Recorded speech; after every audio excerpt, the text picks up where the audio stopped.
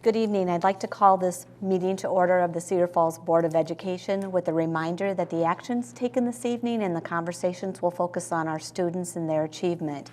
With that, do I have a motion? So moved. Susan? I move that the Cedar Falls School District Board of Education appoint Adrian Talbot as the acting secretary for this meeting. Thank you, Susie. Do I have a second? Second. It's been moved and seconded. Any questions or comments? Doug Nesker is home with the flu. All in favor signify by saying aye. Aye. Opposed, same sign. Thank you, Adrian, for filling in. Thank you. All right. Do I have a motion to table items F and G on the agenda? I move that we table items F, the school year audit, and G, the district financial report, due to illness of our CFO, and reschedule those for our next board meeting on February 12th, 2018. Thank you, Jeff. Do I have a second? Second. It's been moved and seconded. Any questions or comments? Hearing none, all in favor signify by saying aye. Aye. Opposed, same sign. Motion carried. Thank you. Moving on to the consent agenda. Do I have a motion to approve the consent agenda? So moved. It's been moved by Susie. Do I have a second? Second. Been seconded by Eric. Any questions or comments regarding the consent agenda? Hearing none, all in favor signify by saying aye. Aye. Opposed, same sign. Motion carried. Moving on to public comment. I have not been contacted. No, neither All have I. right. Item D, under communications. Arlo, please join us. Hi. Hi. Evening. So Student Senate right now is working on our final preparations for the Snowball, which will be held this Saturday at Mocker Union. So far we've had a very positive reception to this dance, and we're finalizing kind of like our decoration plans and all of that so that we can get in there on Saturday morning and get that taken care of quickly. Once again, the proceeds from this event will go to our dance marathon, and so we hope to be able to raise more for the dance marathon than previous years because of this new event. And then another leadership event going on that I want to talk about and promote a little, I guess. I'm not directly involved in it, but Sophomore Leadership is doing their annual Coaches versus Cancer event, which will be at the women's basketball game on February 2nd and the men's game on February 9th. Those are our home games, and we collaborate with West High School for this event. So this year, our halftime speaker is one of our high school counselors, Amy Denholm, and the proceeds, through this event go to the American Cancer Society. There are shirts for sale that can be purchased through the high school main office, and at the game, there'll be concessions sold and other things of that sort, and all of that will go to the American Cancer Society. And of course, you'll get to see our two great basketball teams play. So if any of you or anyone in the community wants to come and support that event, that would be great. What date was that again? The women's game on February 2nd and the men's game on February 9th. Thank you. Thank you. Thank you, Arlo. Have a great Thanks. evening. All right, moving on to the CAPS presentation for this evening. Megan. Good evening. Thanks for the opportunity to come speak with you about this very new program. My name is Megan Drosty, and I'm the CAPS instructor for the education strand. So the plan is just to share a little bit about the whole program as a whole, share some stats with you, and then I have some associates, we call them associates, but they're students, to share with you a little bit about what they learned last semester. And then we might hear from our partner at UNI, too, to share a little bit about what they have received from us being there. So a little bit about the program. We started with 11 associates, and we moved into this semester having 17, so that's great. We're in 3 different school districts, so our goal is to expand into the Cedar Valley area, not just CF. And so we've worked in schools Hudson, Cedar Falls, and Waterloo.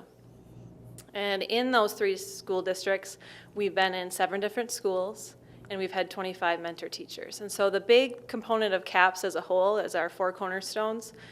problem solving, professionalism, career exploration, and innovation. And we've done all of those. And we really take the students that are interested in education and we get their feet wet and put them in the classroom. And so the big component of the class itself is placements. So we do 3 placements, 3 weeks each.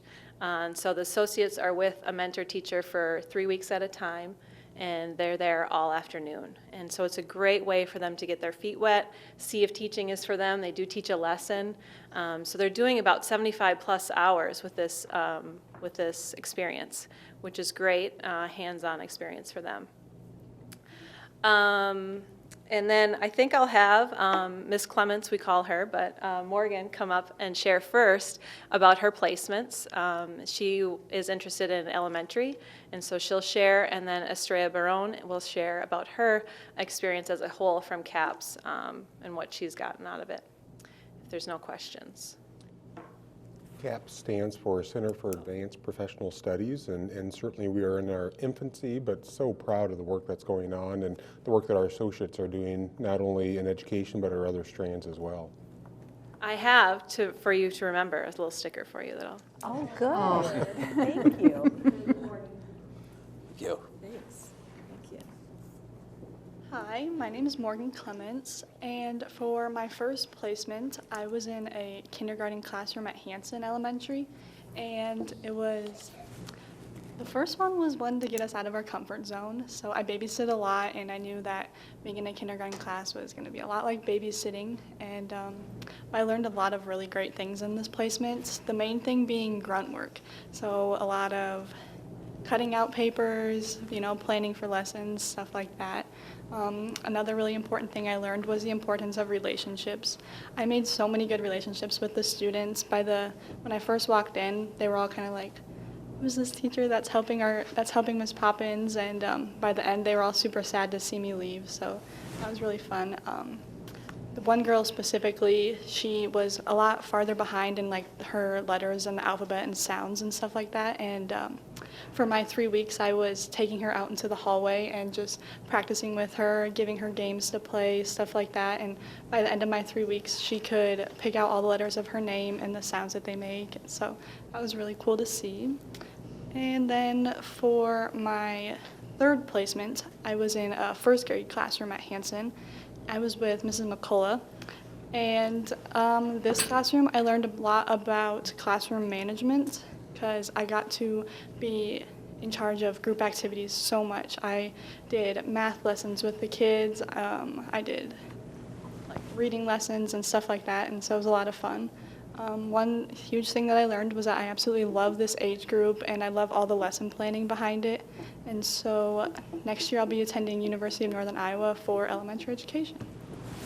Great. Thank you.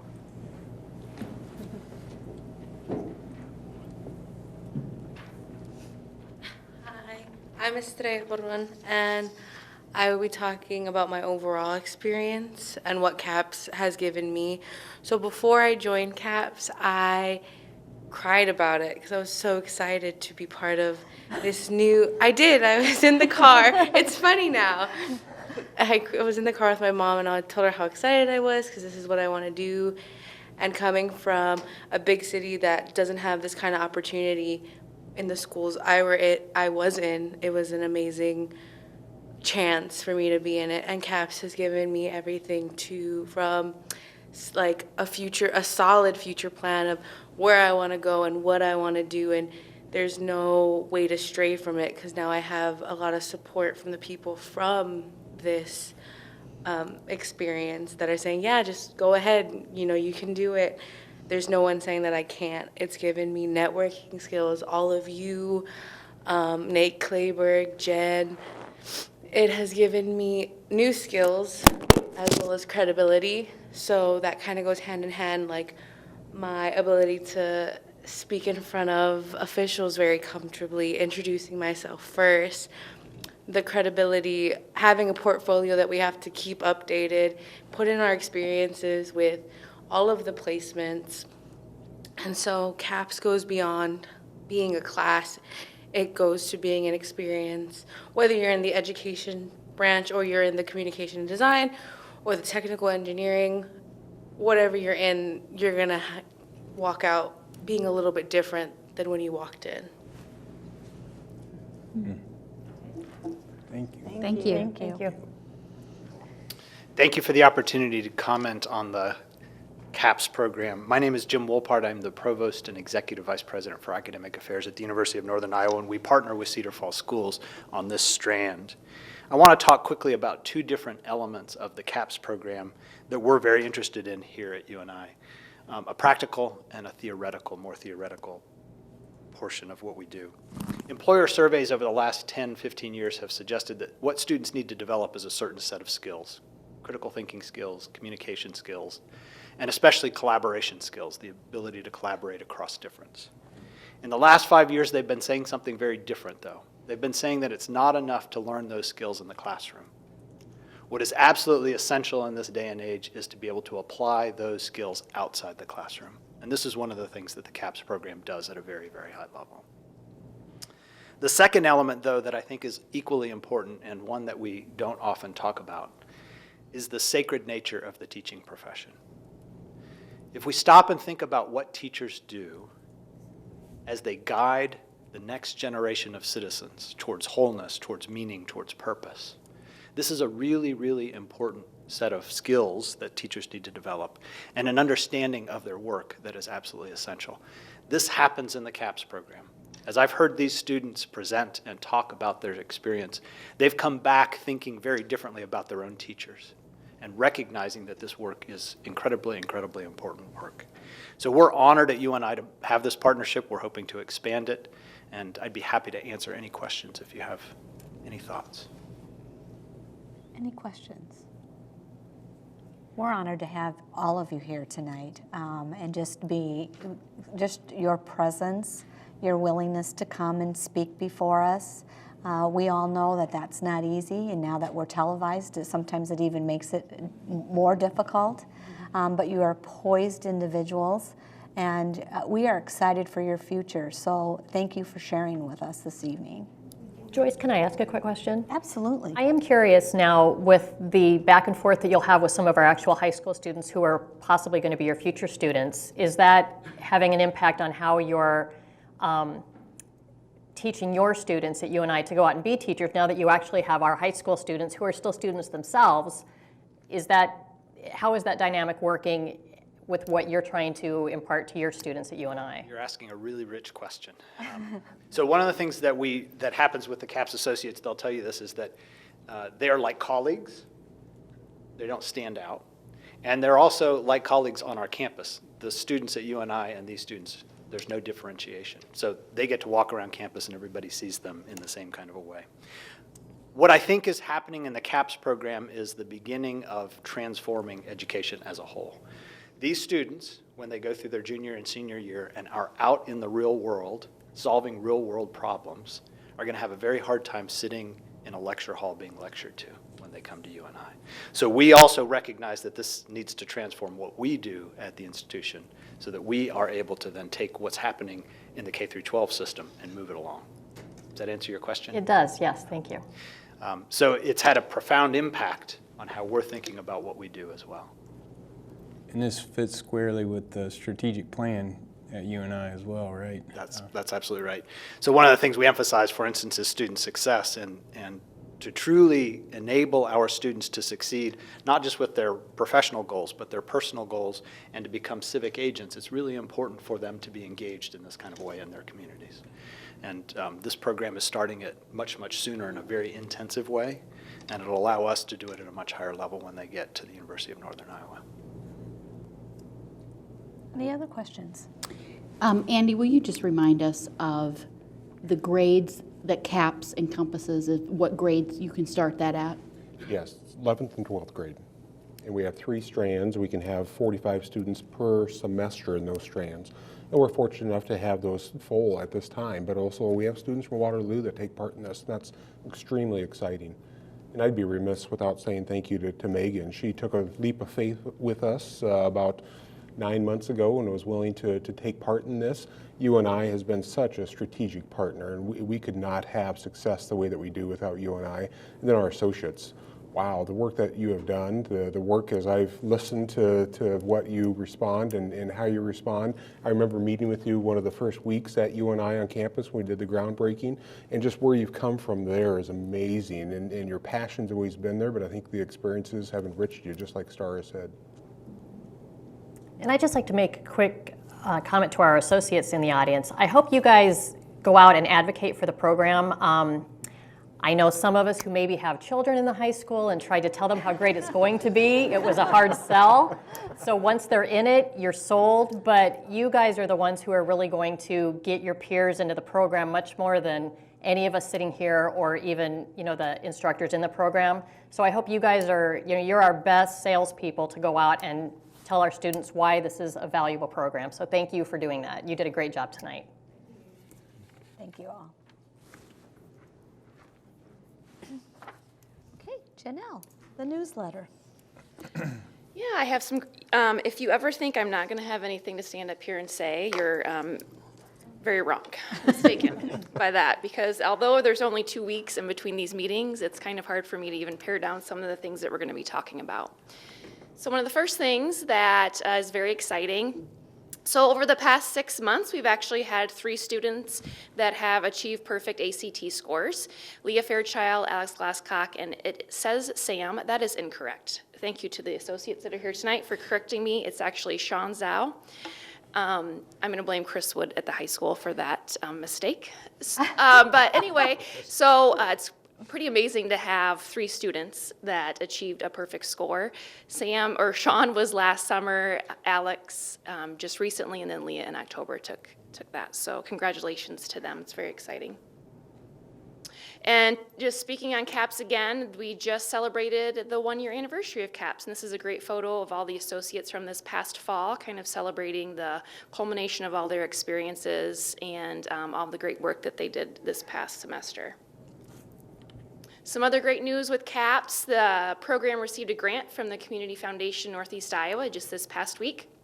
You can see here we have Susan Lance from the foundation, Ethan Weekman with CAPS, and then the other CAPS instructors, as well as Kenton from our STEM coordinator, and then Chris Wood from the high school, and Nate Clayberg as well. So they were all there able to accept that grant on behalf of the district. This was just something I wanted to share because I thought it was really neat. Lindsay Zimmerman is a teacher at the high school, and she developed or accepted this challenge with her class. It's One Word 2018 Challenge. It's basically you choose a word, and it's a way that you're going to kind of try to improve your life over the year. So they posted these all up on the wall in the classroom, and hopefully she'll kind of continue posting the updates and different things that are happening. But that's just one of the many Twitter accounts that anyone can follow and see different things that are happening in our buildings across the district. We had some high schoolers that attended the Dorian Festival. So we have Moran, Sylvia, Emma, Ryan, Claire, and Elijah. So congratulations to them for being chosen to be a part of that vocal festival. It just happened last week. And this is really exciting news. We had 6 teams from Cedar Falls that competed in the first LEGO League State Championship. It was held at Iowa State. The teams were the Brickbots, the Stingray City, Shark Sharpedos, Aqua Infinity, the Evaporators, and the Speedsters. You see here the team Speedsters. They were, these are 6th graders from Hanson, and it is Henry Wearing, Natalie Olson, Param Sampat, Pranav Kota, and Varun Gawadi. And along with their coaches, they were one of 2 teams from Iowa that are advancing to the World Championship, which is only 100 teams from 30 countries around the world. So they're going to get to go do that in April. It's going to be held in, I believe it was Detroit. Part of what First LEGO League is they have to research a real world problem, and then they have to develop a solution. So what they were highlighted, or what their solution was, to purify water for underprivileged households in developing countries using UV light powered by a hand crank mechanism. So that is very exciting news, and congratulations to those students from Hanson. It's quite an achievement to be one of 2 from the state and 100 to be chosen. We had some great accomplishments in the athletic area. Just last week, AJ Green became the Tigers' all-time leading scorer, and we had 2 women from the basketball team join the 1,000-point club, Kiana Barney and Cameron Finley. So congratulations to them and those achievements. And then also our boys swimming, just this past weekend, they captured the team championship at the Missouri Valley Boys Swimming Super Meet. And then also Jordan Wessels was named Valley Coach of the Year and Sam Reinhardt Athlete of the Year. And I can't forget to mention, because this Friday, January 26th, the registration opens for our preschool program, which is a very popular program. Any information that parents out there are looking for, they can go to our district website, cfschools.org, and then under the Parents tab is a preschool link. And believe it or not, we're planning for next fall's kindergarten class, so we're announcing that our kindergarten parent meetings will be held Tuesday, March 20th. At 6:30, starting at all of the elementary buildings, but for Aldrich Elementary, it'll be held at the Administration Center just off First Street. There's also information on the website if anyone has questions about any incoming kindergartners. And if those of you that are watching, if you know someone who may not have children in the district yet, but you think they have an incoming kindergartner, please pass that information on, because we want to make sure we get them into the system and all the papers included. Again, just all the different social media and ways you can connect with the district, and then also all of our buildings. Any questions? And there is a boundary map on the website for those that might go, oh my gosh, what school does my child will go to? Yes, so it is just Lincoln and Southdale that will have the major changes for next fall. Is changing over to Aldrich, right. But that is on the boundary map as well. That's under About Us, and I believe it's Boundary. So anyone can find that. Thank you. Thanks, Janelle. Okay. Moving on to item E on the agenda, approval of plan specifications and set a public hearing for the Cedar Falls High School portable project. Yes, we have Cody Mills here with us this evening from Envision to talk a little bit about the Cedar Falls High School portable relocation. If board members recall, this is part of our 10-year physical plant and equipment levy. This is the portable that's currently at Southdale. And with, as Janelle just discussed, our expansion and building of Aldrich Elementary, the portable at Southdale no longer has a purpose. And we certainly have a need at the high school with our overcapacity and enrollment growth that's occurring there. So yeah, the plan is to just kind of pick it up and truck it over to Cedar Falls High School, literally. And I believe that has already been kind of signed and contracted with the moving company. So we're going to be putting it just south of the existing parking lot in the grass area, demoing a couple trees and placing it there for future use for years to come. Within your package, you can see some of the schematics and where some of the components are. And this is where we are going to hopefully approve the plan specifications and set a public hearing for this project. This is so much more,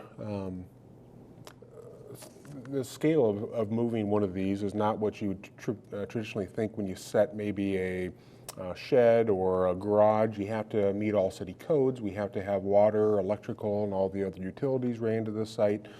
We have to have the right amount of steps and stairways and accesses into the building because of the need to make sure that we are compliant with all the requirements that we have, not only citywide, statewide, but also nationally.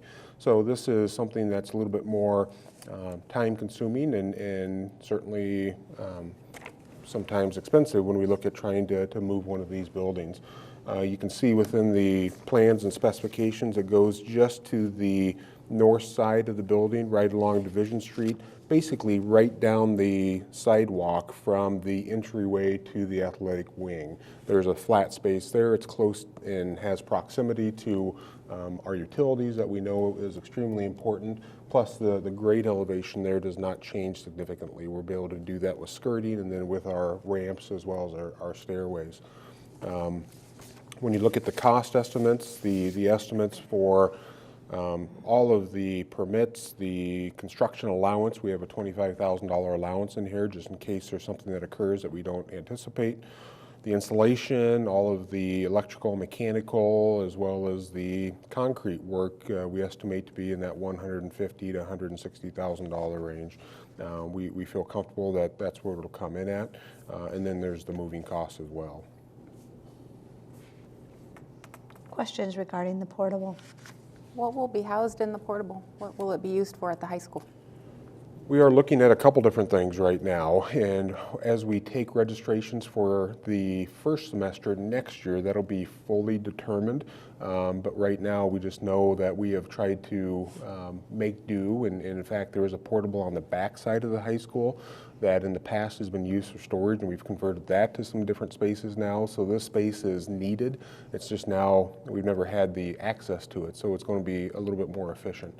So the answer is we don't know yet until we finalize all of our registration and know specifically what classes are going to be over capacity that makes sense to move here.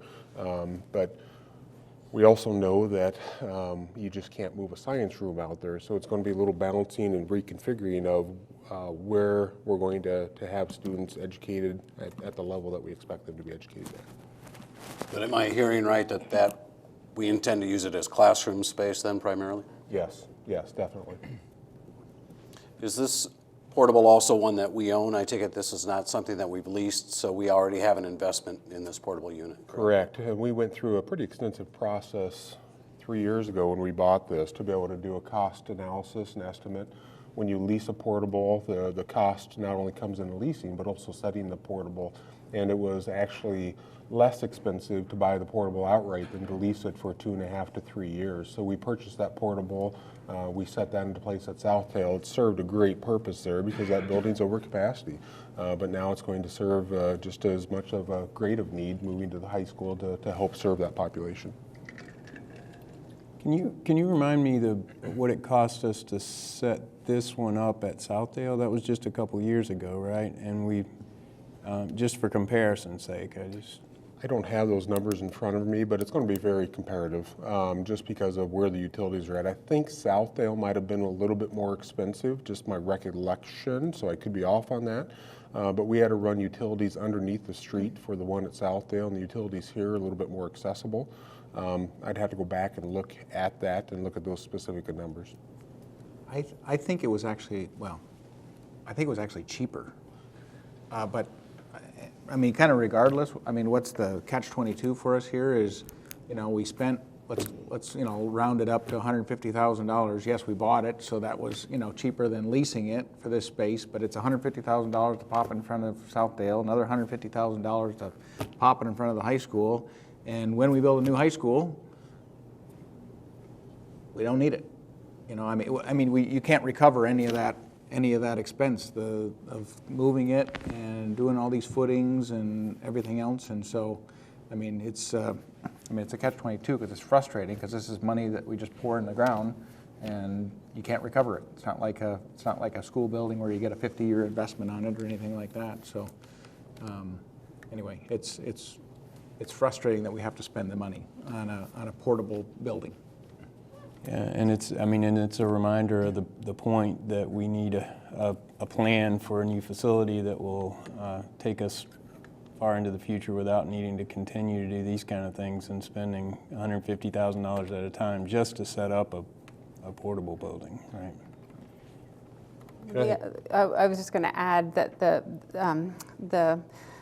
the investment is for the students who will be there for the next 5 years at the high school or however long we're still using that building. And although a portable setting is not an ideal learning environment, it's better than being overcrowded in an environment that is not going to be conducive within the building itself either. So that money is an investment in the students who will be matriculating through the high school over the next few years.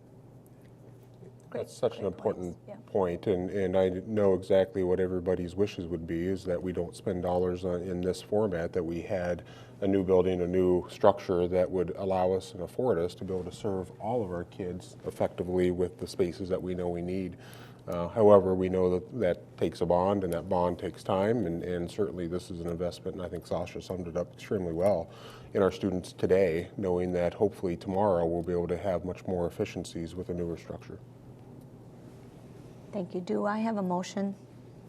I move that the Cedar Falls Community School District Board of Education approve the proposed plans, specifications, proposed form of contract, and set public hearing date of February 12th, 2018 at 5:30 p.m. at the City of Cedar Falls City Hall, 220 Clay Street, Cedar Falls, Iowa, for the Cedar Falls High School Portable Project. Thank you, Sasha. Do I have a second? Second. It's been moved and seconded. Any other discussion or comments?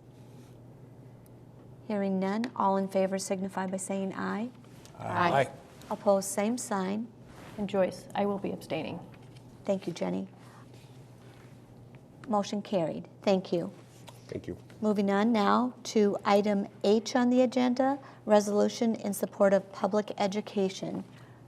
Yes, at the last meeting, we had a fairly rich and lengthy discussion regarding public education, what are some of the priorities and advocacy components as we look at funding, and what are those important steps as we look to the future. And I think from that, there was a recommendation to review a resolution in support of public education, and I'll defer to Eric at this time to be able to potentially read that, and that way we can have discussion. Sure. The resolution states, whereas the Iowa legislature will examine public school funding and may consider structural changes to the public school funding formula, and whereas the board has determined that the Iowa legislature should maintain the highest priority to promote and fully invest in Iowa's public schools and not enact any legislation which would divert funds away from public education. And whereas the board believes that public schools provide a strong educational environment for Iowa's children and are an economic engine for our local community, and that any structural changes to the funding formula could put this environment at risk by diverting resources away from public schools. Now, therefore, be it resolved by this board. Thank you, Eric. Do I have a motion to approve this resolution, and then we'll open it up for comment? I make a motion. Okay, moved. Do I have a second? Second. Questions or comments regarding the resolution? I would like to add some comments that, so I just found out this morning that Governor Reynolds declared this week to be School Choice Week.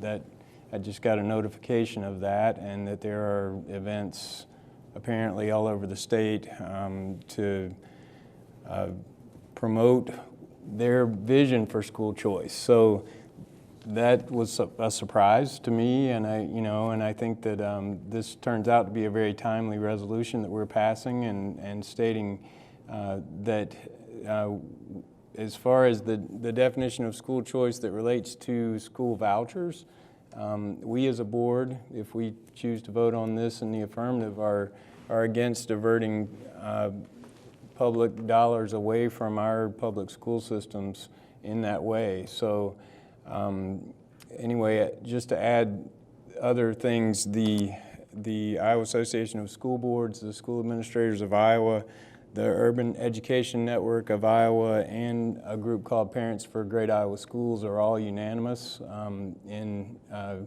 opposing this type of legislation. So we're just adding our voice to that as well, and affirming, as the resolution says, that we believe in the public funding formula as it's written right now. We feel like there's plenty of school choice already given, and we don't need to divert additional dollars away from our public school districts for purposes like this.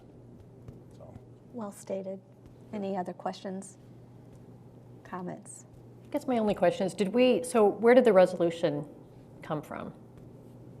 Did we write it, or was it supplied to us by someone? We started with a resolution that was drafted by the Iowa Association of School Boards, and then I found that and sent that to Joyce, Andy, and Jeff, and then it was kind of a collaborative effort to put more of a positive and supportive spin on the draft that they had, so that we just more kind of affirm the formula as it's written right now, the funding formula, and still have a statement about opposing diversion of funds from school districts for vouchers, but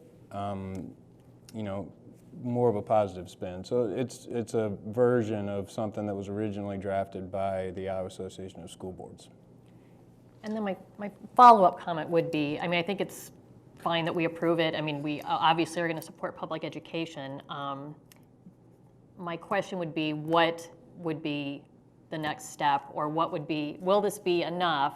What impact will this have on our legislators, if any, to pass this? Because I do think they believe, I mean, they probably know where we stand, and they probably know we support public education, but what would be our next and maybe more stronger step to actually have our voices be heard or encourage action that we can build momentum on passing a resolution, so we're not just passing a resolution and then moving on and doing the rest of our business? Go ahead. I think helping and encouraging our parents, our community members, our individuals across our state that have a vested interest in education to reach out and share their voice. I know we've said that many times, that sometimes we are viewed as being speaking for self-advocacy when we are reaching out to legislators, and I think it's important for those that aren't necessarily working on a school board or employed by a school system to be able to reach out and have that voice. You know, we had a parent here last meeting that did that. The Parents for Great Iowa Schools, that's their whole focus, to get parents involved and engaged. So I think it's imperative that we reach out and encourage people that if this is something that you're passionate about, please contact legislators and talk about funding streams and funding sources for public education utilizing public dollars. And you know, I don't think there's anybody here that's against choice, and choice is such a large word. We want what's best for kids and individual decisions, but public dollars shouldn't be diverted for non-public reasons. At the meeting last week for the Parents for Great Iowa Schools, the comment was that there are lots of parents who are advocating on behalf of school choice, and not as many folks advocating on behalf of public schools.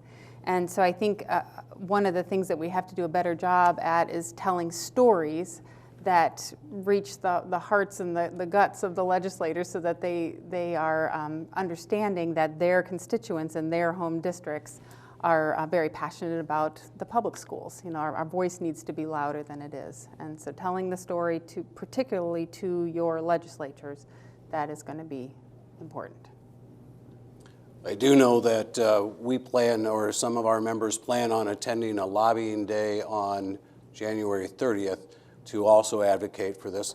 So just by example, I hope we're doing the same, that we're asking parents and the public in general. This doesn't just benefit parents, it benefits our entire community, our entire state.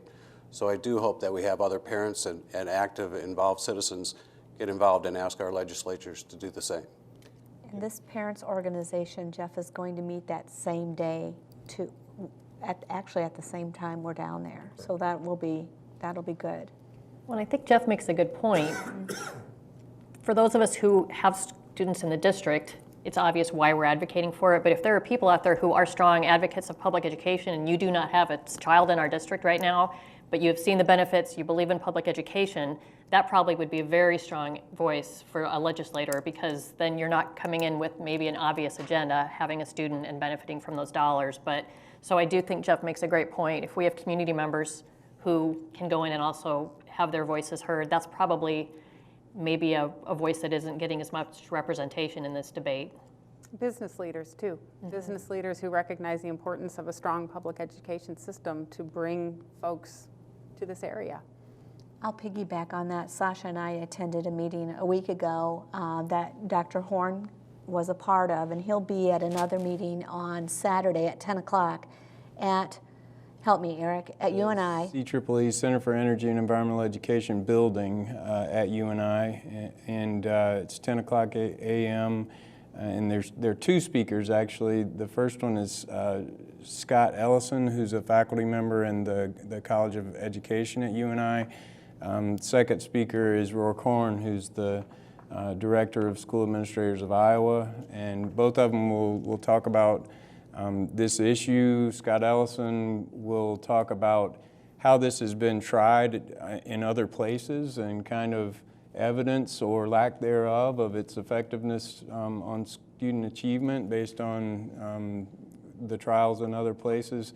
Rourke Horn will talk more about what might be going on here in Iowa and the potential impacts of some sort of legislation on our school districts here in Iowa. So. I'd also mention that although this resolution applies to public schools, I'd also like to advocate for our community colleges and our regent universities.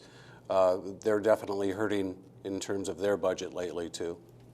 The other thing I will add too, if you belong to an organization and you would like someone to come and speak on behalf of vouchers, or not on behalf, but about vouchers, reach out to Dr. Pattee and we can kind of coordinate that. It's now, we need to do it now. We can't push it down to next month or into March. Why they're having that conversation, and we need to be willing to reach out to our parents and community members so they are more informed about what is happening and taking place in the next couple weeks. And I would, if there are community members who just want some additional information, some more resources to understand the issue a little better, we have things from IASB, Iowa Association of School Boards. We have information from Urban Education Network. And other sources that are really, good, and we'd be happy to share that with anybody who wants to just understand a little better, the issue before you reach out to your legislators. All right, we have a motion and a second. All in favor signify by saying aye. Aye. Opposed, same sign. Motion carried. Thank you. Great conversation. Important issue. Moving on to superintendent's report. Yes, just a few items. At your location, I did put down a couple sheets of information, paperwork. You'll see, as Eric just stated, the Urban Education Network always has some talking points on some legislative items that they believe are extremely important. So you'll see 2 issue briefs for this legislative session, 2018. First one is on school choice, and it goes through current reality. It talks a little bit about cost analysis, costs outweigh benefits within that sheet. And then on the back side, it goes into a little bit more detail about just some of the enactments and some of the other components when it comes to what we are hearing as far as school choice and what that may mean in Iowa based on this legislative session. The second sheet of paper is also from the UEN. It's an issue brief regarding the extension of the 1-cent sales tax, and we know how vitally important that is for us in Cedar Falls, but also districts across the state. That is a statewide 1-cent penny that has already been voted on and approved in all 99 counties going back to the late 90s, early 2000s, and it can only be used for school infrastructure. And we know as we look at the needs of our district, as we look at the high school work, that can go a long way to offset the overall cost as we look at that from a general obligation bond standpoint. Then the final document is just the District Facility Committee meeting PowerPoint. I'm finalizing notes of that meeting that we held at the end of last week. And this is just an overview of what I presented to them with really 5 different agenda items. And a lot of this is items that the board already has heard or knows about, but it was more to gather information and communicate with that group on the important work that we have going on, not only at the elementary work, but as we look to the future, our high school facility needs as well. And it goes through just some of those tentative timelines and what we're doing with our Insight Week, as well as why we purchased land for the high school site and all the rationale that, again, we've already presented to the board. Questions for Dr. Pattee? Andy, I know that some bills have already been, are being discussed at the legislature. Have there been specific bills introduced for either of these issues yet? So there's one that has been introduced for the 1-cent sales tax, and that has not come out of committee as far as I know. I have not seen one for specifically school choice at this time. There was a bill that has been discussed in committee on Thursday that really focused on diversity plans. There's 5 districts in the state that have diversity plans, and that has not come out of committee, but it was discussed at committee. In essence, 5 districts in the state of Iowa deny students open enrollment out based on a diversity plan that they have in place to balance enrollments and trends and things like that. And that bill is in place to eliminate diversity plans if they're not federally sanctioned. But that is the only school choice bill that I have seen. And when is first funnel week? February 16th, I believe. Now that I'm going from memory on that one. But it's roughly about the second full week in February. Any other questions for Dr. Pattee regarding the superintendent's report? Thank you. Thank you. Questions or comments from the board?